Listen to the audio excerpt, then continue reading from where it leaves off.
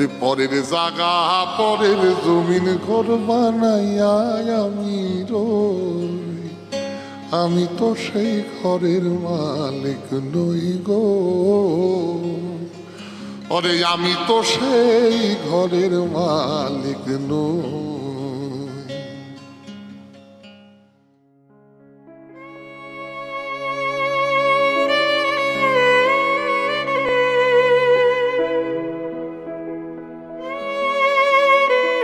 ভয় ও ভালোবাসার মাঝে প্রকৃতির কোলে মানুষ গড়েছিল তার প্রথম বসতি। এরপর পেরিয়েছে নিযুত সময়, যাপনের উৎসবে কালের বিবর্তনে নির্মিত হয়েছে সভ্যতার অগ্রযাত্রা। আমি চঞ্চল হে, আমি সুদূরের পিয়াসী। একমাত্র শিল্প স্থাপত্য যার ভেতরে মানুষ বসবাস করে। আমরা ছবি যদি দেখি, ছবিকে আমরা বলি ইলিউশন, 2 ডাইমেনশনাল ছবিকে ইলিউশন দিয়ে আমরা একটা কিছু করতে চাই, বা স্কাল্পচারকে বলি একটা ভলিউম দিয়ে আমরা কাজ করি। স্থাপত্যর যে কাজ করার যে মাধ্যম, সেই মাধ্যমটা হচ্ছে স্পেস। আমরা যদি বলি যে বিল্ডিংটা দেখতে ভালো, তার চেয়ে বড় ব্যাপার হচ্ছে বিল্ডিংটার অনুভূতিটা কীরকম। সেই অনুভূতিটা আসলে ইনট্যাঞ্জিবল, ওটার কোনো অস্তিত্ব নেই, কিন্তু আমি ওটা অনুভব করতে পারি। সেটাই হচ্ছে আমার স্থাপত্যের মূল উপাদান। আর সেই উপাদানকে ধরতে হলে আমাদেরকে যে আবদ্ধ করতে হলে যে জিনিসটা লাগে, সেটা হচ্ছে দেয়াল লাগে, ছাদ লাগে, ফ্লোর লাগে। এগুলো দিয়ে আমরা সেটাকে আবদ্ধ করার, কনফাইন করার বা ডিফাইন করার চেষ্টা করি। তো সেই দিক থেকে স্থাপত্য তো আমাদের এখানে অনেক আগেই শুরু হয়েছে, অনেক আগে, মানে আমরা একেবারে প্রাচীনকালে, আজকাল তো 2500-3000 বছর আগেরও স্থাপত্যকর্ম এখানে আমরা দেখতে পাচ্ছি। খনন কার্য হচ্ছে, মহাস্থানগড় আছে, পাহাড়পুর আছে, ময়নামতিতে পাচ্ছি।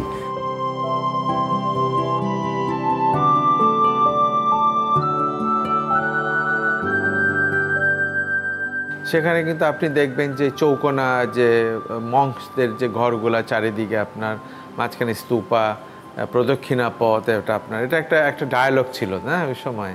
তো সেখান থেকে ধীরে ধীরে কিন্তু আবার যখন অন্যরা এসছেন, তাই কিন্তু সুলতানরা এসছেন সুলতানি পিরিয়ডে।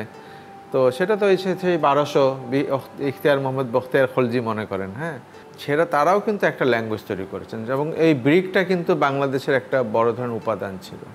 তো ব্রিক দিয়ে তারা কিন্তু 1 ডোমের মস, 2 ডোমের, 3 ডোমের এবং 60 গুম্বজ মস যেটা আমরা বলি, সেটাও তৈরি করেছেন তারা। পরে মুঘলরা যখন এসছে, তারা কিন্তু আবার খুব সায়েন্টিফিক্যালি দেখেছে যে ব্রিকটা ময়েশ্চারের কারণে, অনেক ময়েশ্চার আছে এখানে, তো এটাকে যদি এটা রেন্ডারিং করা যায়, সেটা হচ্ছে কি আপনার চুনসুরকি দেখবেন, লালবাগ ফোর্টেও দেখবেন, ওরা কিন্তু ব্রিকটাকে ঢেকে ফেলেছে। তো এটা এক ধরনের নতুনত্ব যোগ হয়েছে, যে ক্লাইমেটকে মাথায় রেখে।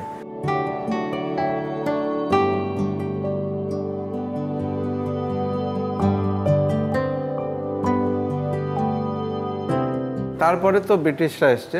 ব্রিটিশদের ব্যাপারে আমি একটু কট্টর থাকবো, যে ওদের কিন্তু আর্কিটেকচার ল্যাঙ্গুয়েজ একটু গোলমেলে ছিল। যেমন মুঘলরা যখন স্ট্রেট ফরওয়ার্ড জিওমেট্রি, ব্রিটিশরা কিন্তু একটু এলোমেলো ছিল, যা দরকার হয়েছে বানিয়েছে। তার মধ্যে কোনো দৃঢ়তা, সামাজিকতা, তার মধ্যে আপনার রিসার্চ, এগুলা কোনোটাই ছিল না।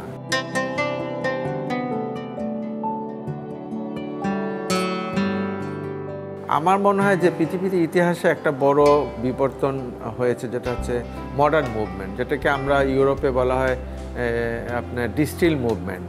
তো ডিস্টিল মুভমেন্টে যেই বিশালতা ছিল, আপনার কর্বুজিয়ার বা যারা অনেক বড় বড় আর্টিস্ট ছিলেন, আর্কিটেক্ট ছিলেন, মন্ড্রিয়ান ছিলেন, আমাদের এখানে এটা এসছে অনেক পরে। সে ধরেন আর্লি 60s-এ, আর্লি 50s-এ এসছে, এবং তখন মাজার ইসলাম স্যার এসছেন।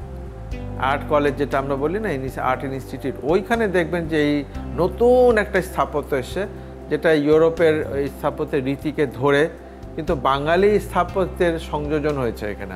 দক্ষিণের হাওয়া, দক্ষিণের যে হেলে পড়া রোদ শীতকালে, এই তাবৎ জিনিস একত্রিত হয়ে একটা ক্রিটিক্যাল মডার্নিজম হয়েছে। মানে আধুনিক স্থাপত্য কিন্তু অত্যন্ত সূক্ষ্মভাবে দেখতে হবে এটাকে, তথাকথিত স্থাপত্য আধুনিক না এটা।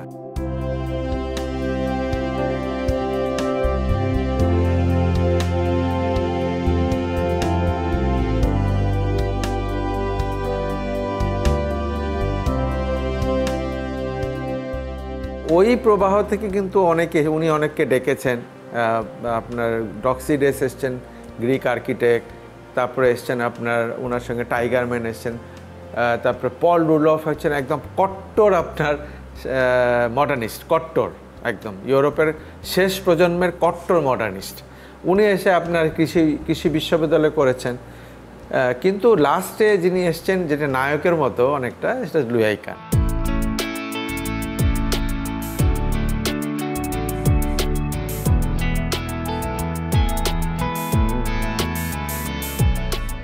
মাজার ইসলাম স্যার ওনাকে আমন্ত্রণ করে এনেছিলেন। তো উনি আসার পর দেখা গেল যে উনি যে স্থাপত্য করেছেন সেটা আবার কারোর সঙ্গে মেলে না। সেটাকে আপনি আধুনিক বলতে পুরোপুরি পারবেন না, আবার উত্তর আধুনিকতার ছোঁয়া যে ছিল তা না। কিন্তু যে জিনিস উনি বানিয়েছেন এটা ঠিক বাংলাদেশের কোনো একটা পুরনো জিনিসকে মানে জাস্ট কপি করেছেন তাও না, কিন্তু চারিদিকে আবার মানে যে বাঁকা করে আপনার ব্রিকের বাড়িগুলো দেখবেন না, এগুলো আবার কিন্তু সেই পাহাড়পুরের বা ময়নামতির যে ব্রিকের যে স্তূপ, আপনার পানির উপরে এই ব্রিকের স্তূপ চলে এসছে আপনার। তো এই যে এটাকে আমরা বলি অ্যাবস্ট্রাকশন, হ্যাঁ, মানে একটা জিনিসকে সময়ে না বেঁধে এটাকে এমনভাবে ধারণ করা যে ভিতরে ঢুকে পড়ে কিন্তু কোনো সময়ের বাধা আটকে থাকে না, চলমান হয়ে যায় তখন আপনার। এটা টাইমলেসনেস যেটা বলি আমরা। উনি কিন্তু এই একটা মারাত্মক কাজ করেছেন, যেটা থেকে আমি মনে করি পরবর্তী প্রজন্ম, এমনকি আমাদের অস্তিত্ব যদি খুঁজতে থাকেন তাহলে হয়তো বা আপনি ওই কোনো না কোনো জায়গায় মাজার ইসলাম এবং লুয়াই কানকে আপনি দেখবেন, খুঁজে পাবেন।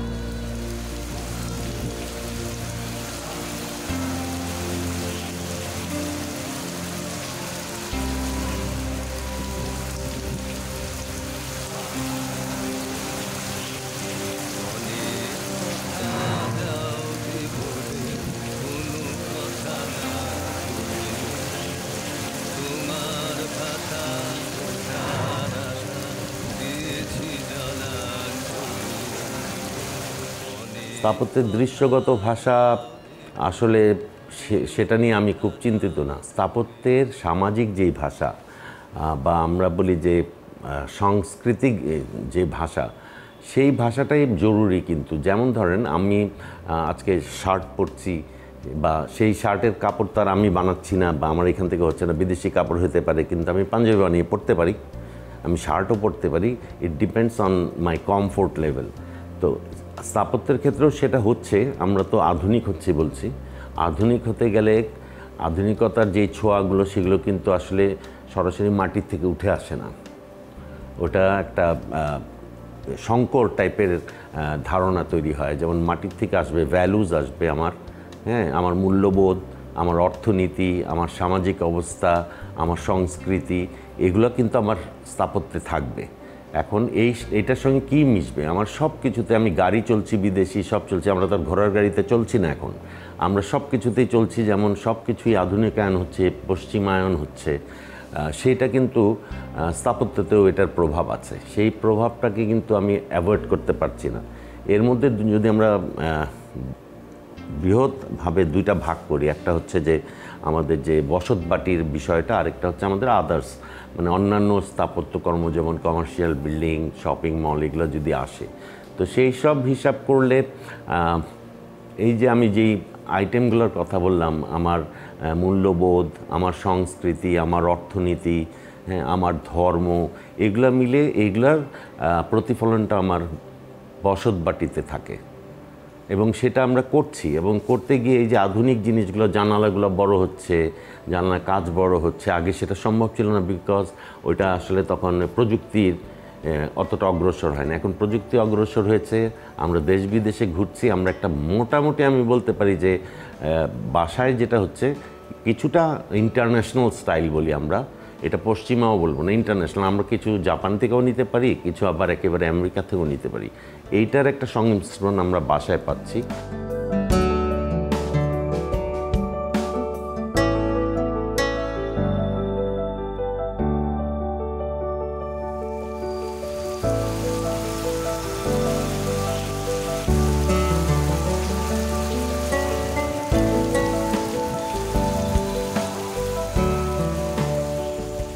কেউ যদি মনে করে যে বাংলাদেশের স্থাপত্য মানে হয়তো কুড়ের ঘর, বাংলো বারান্দা যেটা রুরাল আর্কিটেকচারে ছিল, সেটা কেউ কপি করছেন বা সেটাকে একটু সুন্দর করে করছেন, সেটাই বোধহয় আমরা আমাদের স্থাপত্য নিয়ে আসছি আমাদের এই সময়ের সাথে। এটা হয় না, এটা হওয়া উচিতও না আসলে। কিন্তু যেটা হয়েছে আপনার ধরেন আমাদের স্থাপত্যে দেখেন অনেকগুলো বিষয় কাজ করে আমাদের সাথে, আমরা কিন্তু অনেক সায়েন্টিফিক্যালি ডিল করি। আমাদের দেশে একটা কথা আছে না যে দক্ষিণ দ্বারী স্বর্গবাস, উত্তর দ্বারী সর্বনাশ, পূবে হাঁস পশ্চিমে বাস, এটা খনার বচন। তো দক্ষিণ হচ্ছে গিয়ে শীতকালে আলোর উৎস, উষ্ণতার উৎস, আবার গরমকালে সেখানে সূর্য আসবে না, সূর্য মাথার উপর চলে যাবে এবং ওখান থেকে হাওয়া আসবে, দক্ষিণ পূর্ব থেকে হাওয়া আসবে সাগর থেকে, তার পরবর্তী কিছুদিন পরে মেঘ সহ আপনার হাওয়া আসবে, এটা গ্লোবাল উইন্ড, যেটা দক্ষিণ ভারত থেকে আসবে। এই যে দক্ষিণের যে ঘটনাগুলা, এটা তো দক্ষিণমুখী বাসা না হলে হবে না।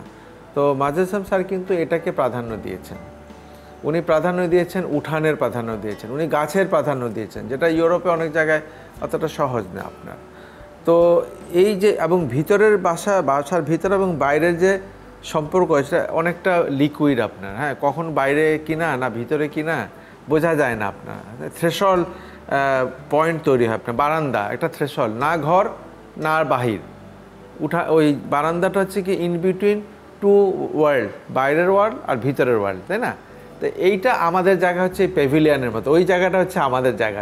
এখন আমি বলছি যে আমাকে 10 তলায় পাঠিয়ে দেওয়া হোক, আমি থাকতে পারি, কিন্তু আমার বিলঙ্গিংস, আমার যে সম্পত্তি, আমার পাওনা, এটা দিয়ে দাও, আমার মাটি দাও, আমার গাছ দাও, আমার পানি দাও, আমার বাতাস দাও, আকাশ দাও, পাখি দাও, আমি উপরে যাব, কিন্তু এগুলো ছাড়া আমি যাব না। তো এই কথা যখন বলছি ভাবছি, তখন আমি নিজেই তো এগুলা 10 তলায় নিয়ে যাচ্ছি, পাখি, গাছ, বাতাস, পানি সবই আমি একত্রিত করছি, সেটা 10 তলা হোক আর 50 তলা হোক। সেটা হচ্ছে বাঙালিপনা। বাঙালিপনা মানে এই না যে টিনের চাল দিয়ে বা খড়ের গাদা দিয়ে আমি ঘর বানালাম, এই যুগের সম্ভব না। আমার দেশ ছোট, অনেক লোক, তা আমাকে উঁচু করতে হচ্ছে, আমি করব উঁচু, কিন্তু আমি বাগানও নিয়ে যেতে চাই। আমি কংক্রিট দিতে চাই এই কারণে যে এই কংক্রিট আমার স্কিনের মতো, এই যে ময়েশ্চার আছে না, এটা গ্রহণ করে আবার শুকিয়ে যায়।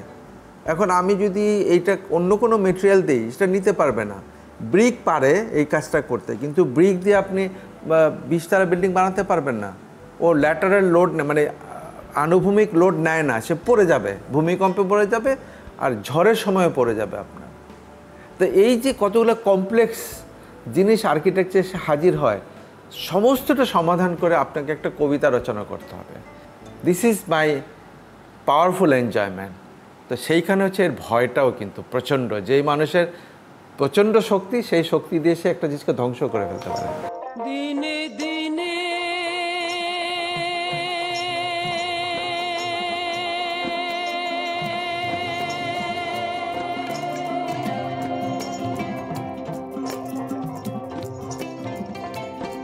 খুশিয়া পরিবে রঙ্গিলা দলানের মাটি ঘোষাই দি কোন রঙে।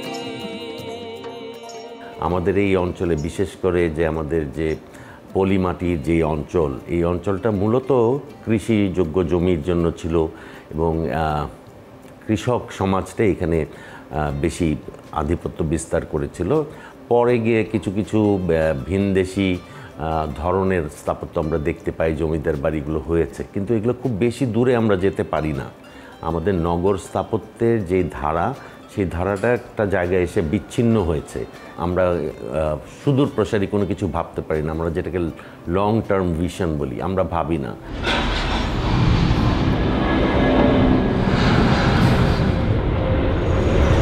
শহরের মাঝখানে একটা এয়ারপোর্ট করলাম নতুন করে, পৃথিবীতে এই কাহিনী সচরাচর দেখা যায় না, যে এই যে একটা এয়ারপোর্ট হলো শহরের মাঝখানে, এটার যেই বায়ু দূষণ সেটা আমরা চোখে দেখি না, আমরা খালি সিএনজিকে দোষ দিচ্ছি, গাড়িকে দোষ দিচ্ছি, কিন্তু একটা কেরোসিন পুড়িয়ে যেই উড়োজাহাজ আমার বাসার উপর দিয়ে যায় 300-350টা ফ্লাইট, এই যে বায়ু দূষণ হচ্ছে এটা আমরা দেখি না। এই যে শব্দ দূষণ হচ্ছে প্লেনের কারণে দেখছি না, বা এই যে ধরনের প্লেনের কারণে ভবনের উচ্চতা, জমির স্বল্পতা থাকলে আমরা কিন্তু উপরের দিকে যেতে পারতাম, কিন্তু এই এয়ারপোর্টের কারণে আমরা সেটাও যেতে পারি না।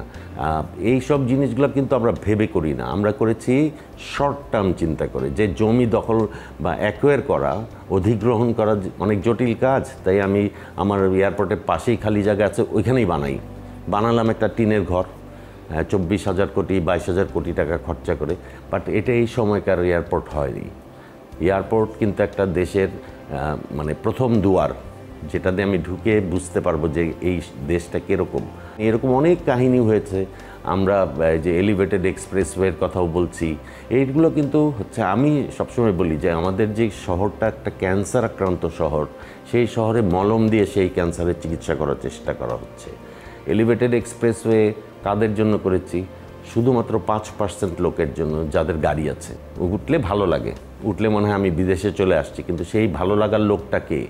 সেই ভালো লাগার লোকটা কিন্তু আম জনতা না।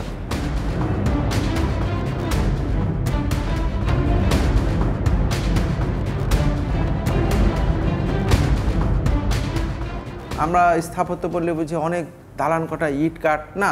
স্থাপত্য মানে হচ্ছে আপনি বানাবেন না কিছু, আপনি বলতে পারছেন যে এই জায়গাটাতে কিছু বানানো যাবে না, এটা খোলা রাখতে হবে এই শহরের জন্য, এই দেশের জন্য, এই গ্রামের জন্য, এখানে হাত দেওয়া যাবে না, এটা এইরকম জঙ্গল থাকবে বা এরকম গাছগুলি থাকবে, আরও গাছ লাগাতে হবে বা কিছুই করা যাবে না, হাত দেওয়া যাবে না। উনি স্থাপত্যটা করলেন। এই যে সিদ্ধান্ত, একটা স্পেস, পরিসর, মানুষের মঙ্গলের জন্য কি হওয়া উচিত সেটা বলতে পারাটাই স্থাপত্য।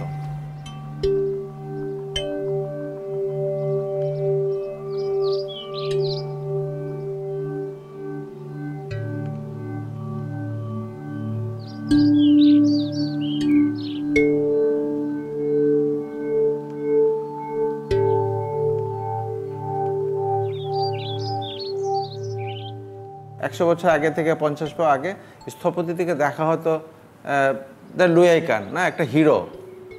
তো এখনকার জামানায় একটা হিরো দরকার নেই আমাদের দরকার হচ্ছে গিয়ে অনেকগুলা লোক একসঙ্গে পুরো সমাজ পাল্টানোর জন্য কাজ করছে। তারা একটা হিরো না কিন্তু কেউ, রাদা তারা অ্যান্টি হিরো। তারা কোশ্চেন করে, হিরোইজমকে কোশ্চেন করে যে কেন এরকম হবে এটা। আমার নিজেকে আমি কোশ্চেন করতে চাই যে একজন স্থপতি একটা ভালো কাজ করেছেন, তার মানে ওইখানে ওনার যে মেধা, ওনার যে ইগো, ওনার যে পাওয়ার, ওনার যে সৌন্দর্য দিয়ে উনি একটা দারুণ জিনিস করেছেন। হ্যাঁ, এখানে কিন্তু বারবার কি উনি ফুটে উঠছেন? সেখানে জনগণ, মানুষ কোথায়? মানুষ কি ওই বাসা বা ওই জিনিসটা দেখে তো আরও ভয় পাচ্ছে হয়তো, বা কে জানে যে এটা বড় লোকের বাসা, আমি তো গরিব। আমি কি ডিসপ্যারিটি তৈরি করছি? আমি কি বৈষম্য তৈরি করছি? আমি প্রশ্ন করছি। হ্যাঁ, অফকোর্স আমি উইথ রেসপেক্ট লট অফ অনেক আর্কিটেক্ট আছে যাদেরকে আমি ভালোবাসি, যাদের কাজ আমি দেখি এদেশেরই, কিন্তু তাও আমি কষ্ট করছি ওদেরকে না, শুধু আমাকেও। তো সেই জায়গায় কিন্তু আমাকে তাড়ায় আসলে। সেই কারণে দেখবেন আমার কাজের মধ্যে একটা পর্যায়ে আমি কিন্তু পুরন ঢাকায় ঢুকে পড়েছি, মানে কাজ পেয়েছি, কাজ খুঁজছি। সৃষ্টিকর্তা আমাকে যদি দিতেন, রুমি বলেছেন না, what you seeking is seeking you, তুমি যাকে খুঁজছো সে তোমাকেও খোঁজে। তা আমি ওভাবে কাজ পেয়েছি, যখন ঝাঁপিয়ে পড়েছি পুরন ঢাকাতে, আমি কাজ করছি, পাগলের মতো চেষ্টা করছি। টাকা ফুরিয়ে গেলে লোক থেকে ধার নিচ্ছি, নিজের পকেট থেকে টাকা দিয়ে দিচ্ছি। হ্যাঁ, কিন্তু দিন শেষে দেখি বাচ্চারা খিলখিল করে হাসছে, ওখানে গড়াগড়ি করছে, মাঠে ফল পেড়ে খাচ্ছে, যারা সে নিজেরাই লাগিয়েছে আমাদের তত্ত্বাবধানে। হ্যাঁ, তখন কিন্তু স্থপতি বিলীন হয়ে যায়, থাকে শুধু মানুষের ভালোবাসা, তাদের উৎসব, সেলিব্রেশন।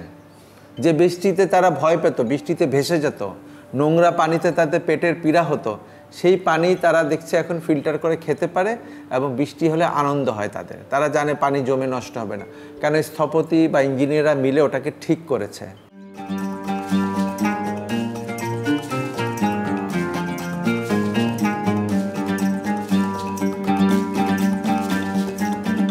তো এই পর্যায়ে যদি না যাই আমরা, তাহলে কিন্তু এই স্থাপত্য শুধু একটা কবিতার কথা বলবেন মুখে, কিন্তু মানুষের সাথে এর কোনো সম্পর্ক হবে না। আমি একসময় দেয়াল ফেলে দিয়েছি, বলেছি বাড়ির সামনে দেয়াল থাকবে না, কারণ দেয়ালটা হয় কি, মানুষকে বলে যে আমি তোমাকে বিশ্বাস করি না। বাড়ির ভিতরে লোক বলে এটা একটা ভাষা। তো দেয়াল যদি দেন, সেখানে যে তার কাটা দেন, সেখানে যদি খোঁচা খোঁচা লোহা দেন, কুকুর হইতে সাবধান লিখে রাখেন, তার মানে কি আপনি একটা ভাষা ব্যবহার করছেন যেটা অক্ষরের না, এটাকে আমরা বলি সেমিওলজি। তো এটা একটা ভাষা, এটা দিয়ে আপনি লোককে কি বলতে চান যে ভাই আমি তো তোমাকে বিশ্বাস করি না, আমার কুকুর কিন্তু তোমাকে কামড়ে দেবে যদি তুমি কিছু করার চেষ্টা করো, আমি তো কিছুই করছি না, কিন্তু এগুলো আমাকে বলছে, সে তার কাটা দিয়ে বলছে যে তুমি তো রক্তাক্ত করে দিব তোমাকে যদি তুমি উঠতে চেষ্টা করো, আমি তো করছি না কিন্তু তুমি আমাকে বলছো কেন। এই যে আগলি একটা অসুন্দর ভাষার ব্যবহার, এটা আমাকে খুব তাড়িয়েছে। এই জন্য আমি বলছি না, দেয়াল থাকবে না বাসার সামনে। তা আপনি দেখেছেন অনেক বাসার সামনে দেয়াল আমি ভেঙে দিয়েছি, আমার নিজের বাসায়ও বা অন্য অনেক বাসা গ্লাসের দেয়াল। তা আমি তখন বলেছি যে গ্লাসের দেয়াল দিতে চাই এই জন্যে যদি দেয়ালটা হয় পোক্ত, মোটা, উঁচু, ফোর্ট্রেসের মতো, তাহলে সমাজ হবে ভঙ্গুর, সমাজ হবে নিঃস্ব। কিন্তু দেয়ালটা যদি হয় ভঙ্গুর, নিঃস্ব, নাই নাই, একটা কাঁচের দেয়াল, তখন হবে সমাজ হবে পোক্ত। তো এইগুলো হচ্ছে ভাষা স্থাপত্যের বাংলাদেশের। গ্রামের একটা পিচ রুফ আছে কি না, খড়ের ঘর কাঁথা আছে কি না, একটা পুকুর কাটলাম কি না, পুকুর কোথায় কাটবো ঢাকায়, কিন্তু পানি তো আছে। পুকুরের সৌন্দর্য হচ্ছে কি পানি, আমাদের গ্রামের সৌন্দর্য হচ্ছে কি গাছগাছালি, তাও কি জংলা, টেম্প বলি না আমরা, যে ট্রিম করা, প্রুন করা না, উল্টাপাল্টা জাংলা। তা আমার জংলা থাকতে হবে, আমার পানি থাকতে হবে, আমার প্রজাপতি বাতাস থাকতে হবে, বৃষ্টি পড়তে হবে, তাহলেই আমি বাংলাদেশ। পার্শ্ববর্তী দেশেও যদি দেখি হাউজিং বললে যে জিনিসটা বোঝায়, সেই জিনিসটা আমাদের এখানে নাই। হাউজিং আছে, সরকারি কর্মচারীদের জন্য হাউজিং করা হচ্ছে, বা ধরেন কিছু 1000-4-5 অ্যাপার্টমেন্ট করা হয়েছে উত্তরাতে জনসাধারণকে দেওয়ার জন্য, বা ধরেন একেবারেই কি বলবো প্রান্তিক গোষ্ঠীর জন্য কামরাঙ্গীর চরের ওইদিকেও করা হয়েছে, কিন্তু দেখা গেলো ওগুলো কিনে ফেলেছে হচ্ছে বড়লোকেরা, একটা ভেস্টেড ইন্টারেস্ট, স্বার্থান্বেষী মহল, তাই সেগুলো কিনে তারা বিক্রি করছেন অথবা ভাড়া দিচ্ছেন, আর আদতে যাদের কাছে যাওয়ার কথা সেটা যায় নাই। এরকমভাবে কিছু এখন জনসংখ্যাটা এমন হয়েছে, এমন একটা আকার ধারণ করেছে, এটা করাটাও খুবই দুষ্কর, কিন্তু উদ্যোগ তো শুরু করতে হবে, সেই শুরুটা আমাদের এখানে হয়নি, যার কারণে আমাদের এখানে এই বৈষম্যটা দিন দিন বাড়ছে।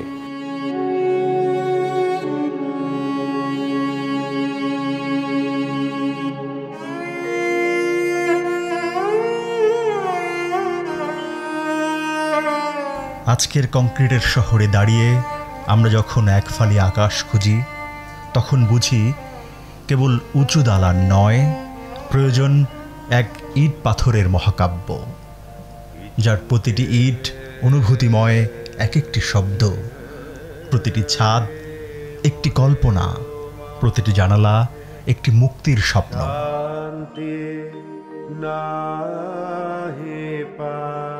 আমাদের জন্য জরুরি ছিল একটি অত্যন্ত সঠিক লাগসই পরিকল্পনা, শহরের পরিকল্পনা, ঢাকা শহরকে বাঁচানোর পরিকল্পনা। সেইভাবে আমরা আরও আমাদের অনেকগুলো শহর আছে, যেমন ধরেন সিলেটের কথা যদি বলি বা চিটাগাংয়ের কথা বলি, এই শহরগুলোকে কিন্তু ধ্বংস করা হয়েছে ক্রমান্বয়ে। চট্টগ্রামে সময় গেলে আমরা দেখতাম যে সেখানে পাহাড়ি অঞ্চল, সবুজের সমারোহ, সেই শহরটার মধ্যে দিয়েও বুক চিরে ফ্লাইওভার বানানো হয়েছে। বা আমি রাজশাহীর কথা বলতে পারি, রাজশাহীতে আমি কিছু কাজ করেছি সাম্প্রতিককালে, ওইখানে গিয়েও দেখি যে ওখানেও ফ্লাইওভার বানানো হচ্ছে। তো তখন আমি বলেছিলাম যে আপনাদের গাড়ি তো নাই, আপনাদের তো গাড়ির সংখ্যা এত কম, আপনাদের হচ্ছে সব ব্যাটারি চালিত রিক্সাগুলো চলে এখানে, তো এই ফ্লাইওভার কার জন্য বানাচ্ছেন? তখন কিন্তু আপনাকে বুঝতে হবে যে এর পিছনে একটা অন্য উদ্দেশ্য, অনৈতিক উদ্দেশ্য আছে, যে প্রকল্প মানেই পয়সা, সেই পয়সা হাতিয়ে নেওয়ার জন্য জনগণের পয়সা সেগুলো করা হয়েছে। এই যে গুলশান এলাকায় আমি থাকি, চোখের সামনে দেখলাম এই ওয়াল থেকে ওই ওয়াল পর্যন্ত আমরা কংক্রিট করে ফেললাম, মানে ফুটপাত বড় করার নামে সেই কংক্রিট করার ফলে এটা একটা হিট আইল্যান্ডে পরিণত হলো। এমনি গুলশান, বনানী, বাড়িধারা এইসব এলাকার সমস্যা হচ্ছে এরা প্রচুর জেনারেটর চালায়, প্রচুর এয়ার কন্ডিশনিং চালায়, তো এই তাপগুলো কোথায় যায়? তাপগুলো তো জনসাধারণ খাচ্ছে, রাস্তাঘাটে যারা হাঁটছে। অতএব এখানে রাস্তাঘাটে হাঁটারও কোনো উপায় নেই। গুলশান এলাকার তাপমাত্রা সবসময় একটু বেশি থাকে ঢাকা শহরের অন্যান্য এলাকার চেয়ে। এর কারণ হচ্ছে যে এইসব বিল্ডিংগুলো হচ্ছে, এই যে জেনারেটর চলছে, এসির আমি যতটুকু ঠান্ডা করছি, যদি 6 ডিগ্রি ঠান্ডা করি, 6 ডিগ্রি আমি বাইরে ছেড়ে দিচ্ছি। কিন্তু এটা আসলে বহুদিন ধরে আমরা অনেকগুলো সময়ের মানুষ অনেকগুলো ভুল করতে করতে হয় না, কেউ ছোট ভুল, বড় ভুল, একগাদা ভুল, কম ভুল, বেশি ভুল একসঙ্গে করতে করতে এটা আপনার মাল্টিপ্লিকেশন হয়েছে, আপনার এটা জড়ো হয়েছে, ভুলগুলো জড়ো হতে হতে হতে তো হয় না, একটা ভয়ঙ্কর জায়গায় পৌঁছেছে, বিশাল ভুলের রাজ্যে তৈরি হয়েছে এবং আজকে এখানে এসে হাজির হয়েছে। কিছু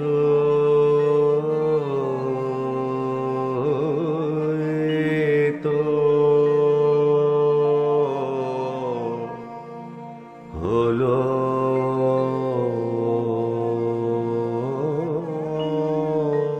কবিরা যেরকম স্বপ্ন দেখে, এরকম প্ল্যানার বলেন আর যাই বলেন, তারা স্বপ্ন দেখবে একটা শহর কি হবে। এই শহর কি বৃষ্টিতে ভিজে যাওয়া একটা শহর হবে, জলবাহিত শহর হবে, যে আমাদের এত পানি পড়ে, এর 80% পানি বাংলাদেশের, 70% পানি বাংলাদেশের, এই পানিতে তাহলে কি আমরা আসলে রাস্তা বানাবো, নাকি আমরা অনেক বেশি সুন্দর সুন্দর নৌকা, হ্যাঁ ইঞ্জিনের ভালো ইঞ্জিন বোট আপনার, হ্যাঁ মানে যেটা দূষিত করে না, দারুণ দারুণ নৌকা, দারুণ চেহারার নৌকা, দ্রুত যায় আসতে যায়, এগুলো দিয়ে আমরা সব জায়গায় যাব, অনেকটা ভেনিসের মতো বলতে পারেন। আবার রাস্তা কম থাকবে, রাস্তাও তো লাগে। এই যে প্রপোর্শন, তাহলে এটা বৃষ্টি ভেজা একটা পানিবাহিত শহর হবে। আচ্ছা, এর পাশাপাশি কি এই শহরটা অর্চার্ড হবে, পানির পাশে ফলের বাগান থাকবে, এটা হাঁটার শহর হবে, আমরা হেঁটে হেঁটে সব জায়গায় যেতে পারবো। যদি প্ল্যানিং এখান থেকে শুরু হয়, যে প্ল্যান হবে 6 ঋতুর, জলবাহিত হাঁটার নগরী, হাঁটার জলজ একটি ফলজ নগরী হবে এটা, তাহলে প্রত্যেক জায়গায় যে প্ল্যানিং হবে, যেই যে ডিপার্টমেন্ট, তাদের কিন্তু বাধ্যতামূলকভাবে এটা থাকবে যে তারা ফলের গাছ লাগাবে, তারা পানিটাকে ধরবে, পানিটাকে ব্যবহার করবে এবং হাঁটা জিনিসটাকে প্রাধান্য দিবে, এবং পানিতে চলাচল হবে যে তার জন্য প্রয়োজনীয় ব্যবস্থা নেবে, পাশাপাশি গাড়ি যা লাগে রাস্তাও যদি করবে। এমন কোনো প্ল্যান শুনেছেন কখনো শহরের জন্য কেউ ভাবছে? ওরা ভাবছে যে কোন জায়গায় কত পার্সেন্ট হাউজিং হবে, কত পার্সেন্ট অফিস হবে, তাই না? এগুলো আপনার সাধারণ মানুষের বিরুদ্ধে কোনো আবেগ তৈরি করতে পারে? পার্সেন্টেজ নিয়ে আপনার কয়তলা হবে, মাটির নিচে কি হবে, তো এই যে স্বপ্নহীন একটা প্ল্যানিং হয়, এই দিয়ে এই শহরের মানুষ ভালোবাসবে কি করে? এই শহরের এই মানুষগুলো, সাধারণ মানুষ ইনক্লুসিভ বলে না সবসময়, কিসের ইনক্লুসিভ? কে ইনক্লুসিভ হবে এই জিনিস, কে বুঝে, কে? তার তো বোঝারও সাধ্য নাই। সুতরাং শহর সুন্দর করার জন্য একটা দুইটা লোক যুদ্ধ করছেন, এটা সহজ না আসলে। কার বিরুদ্ধে যুদ্ধ করছেন? আর তাছাড়া দেখবেন সরকারি প্রকল্প তো হাতে নেয়, সরকারের কাছে টাকা থাকে, হ্যাঁ, প্রাইভেটলি তো করতেই চায় না, করবেও না, তার তো ব্যবসা হচ্ছে টাকা লেনদেন করার। সরকারের দায়িত্ব তো টাকা লেনদেন, সরকারের দায়িত্বই হচ্ছে জনকল্যাণ। সরকার তো রান করে আপনার জনকল্যাণ, জনস্বাস্থ্য এবং তার আইনি অধিকার, এই 3-4টা জিনিস তো সরকারের কাজ কি, এগুলোই তো। তো সেই জায়গায় সরকারের হাতে ক্ষমতা দেওয়া থাকে আইনগতভাবে যে সে প্রকল্প হাতে নিয়ে যথেষ্ট পরিমাণ অর্থ সে ব্যবহার করবে মানুষের কল্যাণের জন্য, তাই তো? এখন যারা এই কাজগুলো করবেন তারা সত্যি সত্যি শিক্ষিত কিনা ওইটার জন্য, হয়তো সচিব হয়েছেন অথবা উপসচিব হয়েছেন, হ্যাঁ, তার এক ধরনের ট্রেনিং আছে, একাডেমিক ট্রেনিং আছে, কিন্তু এটাতে একাডেমিক ট্রেনিংয়ের মধ্যে শেষ হবে না, ওনার তো ওই পার্টিকুলার জ্ঞান থাকতে হবে, তাহলে উনি ওই লোক খুঁজে নেবেন, ওই দলটাকে আপনার, হ্যাঁ।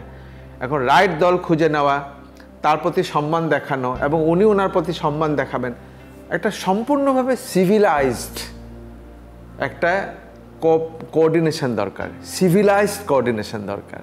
তো এটা তো ম্যাজিক না রে ভাই। তো তাইলে তো প্লেটো অ্যারিস্টটলের দরকার ছিল না পৃথিবীতে আপনার লালনের দরকার ছিল না। এনারা কি বলেছেন?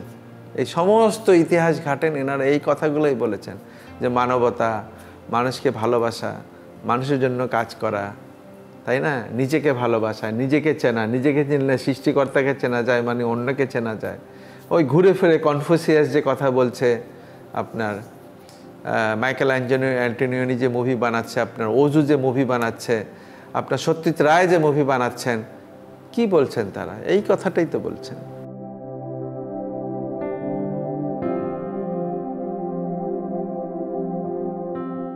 শুরুটা হতে হবে। শুরু যদি হয়, সে চিহ্ন যদি দেখতে পান যে আপনার ইয়াং জেনারেশনের মধ্যে, একদম বাচ্চাদের মধ্যে, স্কুলগুলো প্রাইমারি লেভেলের প্রোগ্রামটা ভালো হচ্ছে, ভালো টিচারে যাচ্ছেন, ওই ব্যাপারে অনেক সিরিয়াস রাষ্ট্র, সরকার, রাষ্ট্র, তখন দেখবেন যে ওখানে কিছু নাড়াচাড়া ঘটছে, এটা কিছু ঘটছে, আপনি দেখবেন যে এটা মানে হয় না জাগ্রত হওয়া, তখন আপনি স্বপ্ন দেখা শুরু করবেন যে এইবার তাহলে এই জেনারেশন আস্তে আস্তে আগে বাড়বে, হয়তো 25 বছরের মাথায় দেখবেন একটা জেনারেশন তৈরি হয়েছে যারা একদম কম্প্রিহেন্সিভ বলি না আমরা, এটা প্যাকেজের মতো।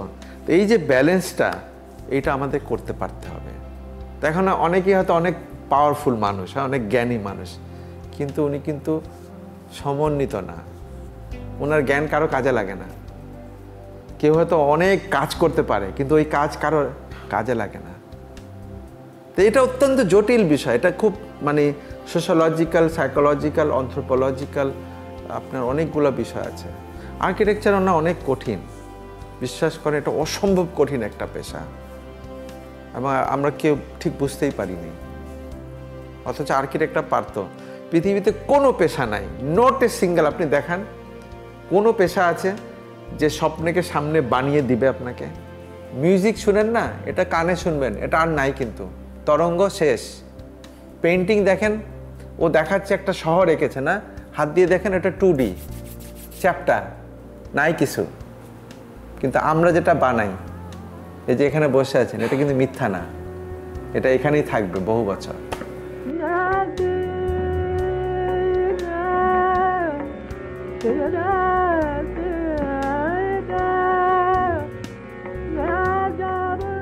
ফিউচার আমি জানি না, ফিউচার যদি জানতাম তাহলে তো ফিউচার না। তবুও যদি বলতেই চাই জোর করে যে ফিউচার আমি আন্দাজ করছি, হয়তো এমন হবে যে বাড়ি আর ইট দিয়ে বানাবে না কেউ, হ্যাঁ, হয়তো আপনি একটা কম্পিউটারের বোতাম চাপলেই হয়তো আপনার স্ক্রিন তৈরি হয়ে যাবে, হ্যাঁ, এটা সোলার দিয়ে আপনার কী বলে এটাকে, হলোগ্রাম দিয়ে জিনিসটা তৈরি হয়ে যাবে, এত ডার্ক তৈরি হবে যে আপনি দেখতে পাবেন না পাশের ঘর, কিন্তু আপনি যেন হাঁটা দিলে ঢুকে যাবেন পাশের ঘরে। হ্যাঁ, আমি কি পাশের ঘরে ঢুকবো কেন, দরকার তো নাই। তো দিনের বেলা সব নাই হয়ে গেল, নাই হয়ে একটা বড় হলরুমের মতো আপনার হয়ে গেল।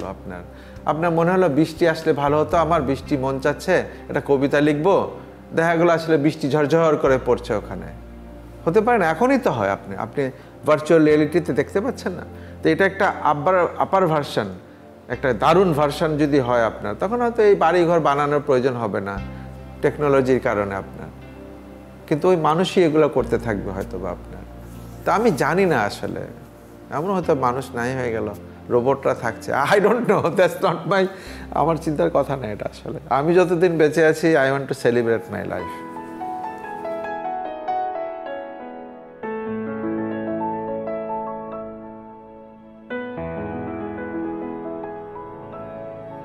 আমি চঞ্চল হে, আমি শুধু